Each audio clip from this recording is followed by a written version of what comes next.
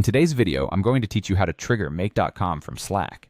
We'll walk through each step you need to create a seamless automation experience between Slack and make.com. Whether you're new to one or both platforms, don't worry. I'll provide all the details you need to get everything up and running smoothly. First, you'll need to head over to make.com to set up your scenario. Once you're there, you'll want to create a new scenario specifically for Slack. The first thing you'll do is add the Slack module to your scenario. When you click on the Add button, you'll be looking to select Slack Messages as your trigger event. Be sure to assign a name to this setup.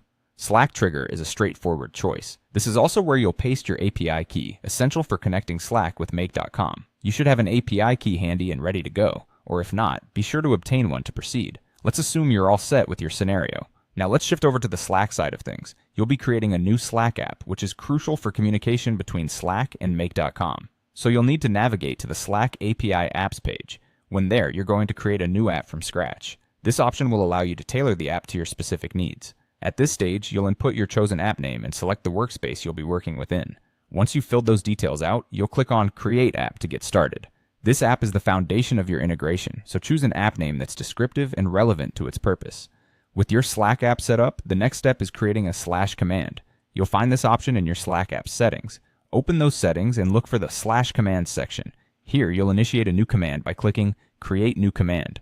Now let's imagine we're setting up a command like make. Your request URL will be the webhook URL you grabbed from make.com. Input that in the request URL field, provide a simple description of your command's purpose. Something like trigger make automation will do nicely, and save your command. The final step in this process is to install your freshly created Slack app to the appropriate workspace. Within your Slack app settings, find OAuth and permissions and click Install to Workspace. As you do this, Slack will prompt you to approve the necessary permissions.